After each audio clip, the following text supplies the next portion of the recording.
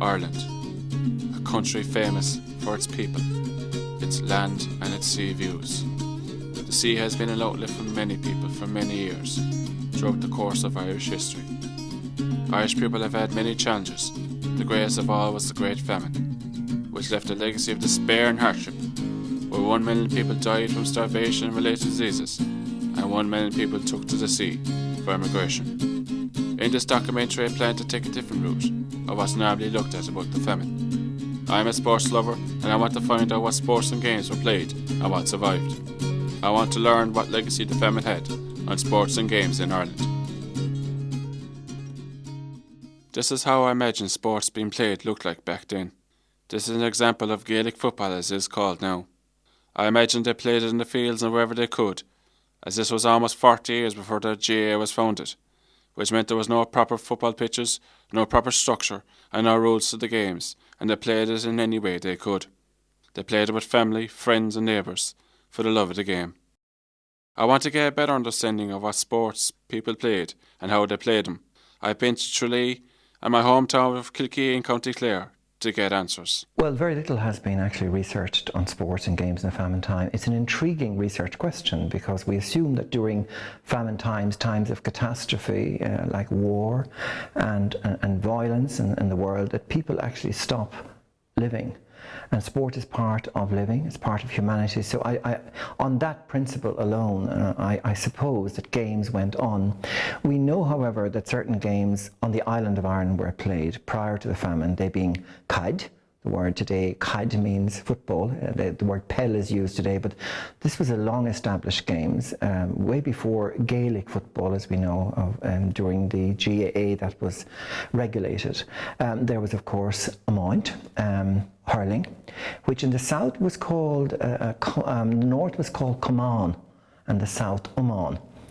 And then, of course, there was handball, and then there would have been the games practiced by the Anglo-Irish, which were cricket, football, which is rugby, and later in the 18th century you had the growth of association football in the cities among the working class. Cricket and football, which is rugby, would have been practiced by the middle and upper class.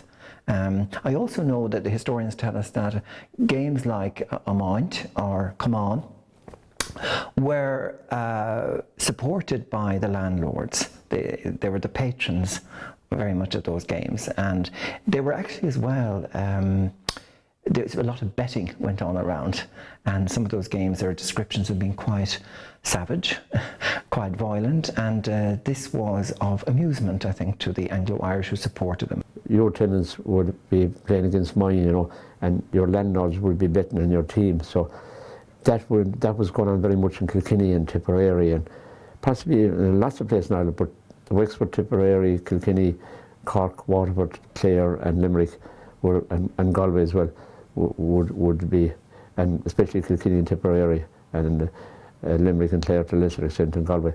There'd be teams, landlords would have teams, there'd be competitions, there'd be a big day, crowds would be at it, and they'd be all supporting the say, if a landlord was in the West there, it would take, say the Vandalore had a team now and he hit it up against the Marquess of Cunningham, you know, so it'd be kind of Kilkee against Kilrush, you know, and there was money, there was wages, and big money was put on it. So that kept the kind of team thing going. These games could continue, perhaps for hours or days. I know that in the early mythological cycle we have descriptions of hurling being played in Loch Lane by the Tuatha Dé Danann against the Fir Bolg, and it lasts for I think something like a week, which is hyperbole and wild exaggeration.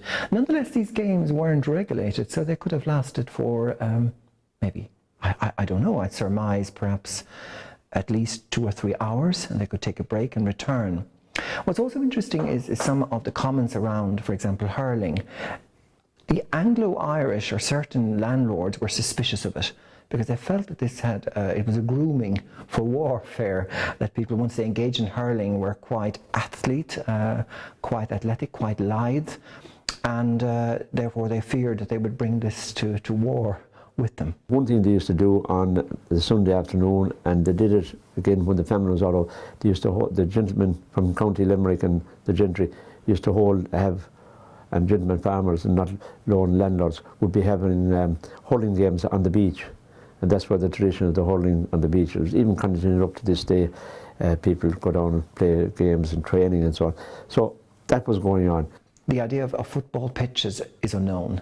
And that's something that followed later, I think, with having an assigned space for playing Irish games, followed with the GAA. Prior to that, I'd say they played anywhere that they could.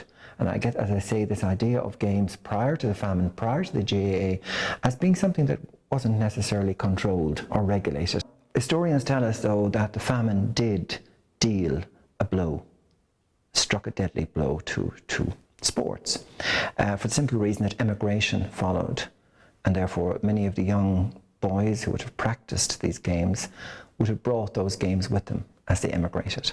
Just after the famine, that hurling survived because of the withdrawal of, it only survived in Cork, in areas in Cork, in Wexford and in Galway, that by and large the patronage of the landlords was withdrawn because of land wars and land agitation and a growing distrust between the tenants and the landlords. I find that the people of the family went through the most utter hardship, but what I have learned from Maris and Michael is that the spirit and togetherness brought them through tough times. I now look at how people play games and think we as a people have it much easier to enjoy our games than they ever did. I find myself to be very lucky as a sports fan. I can play and watch games without the hardship that people of the famine endured.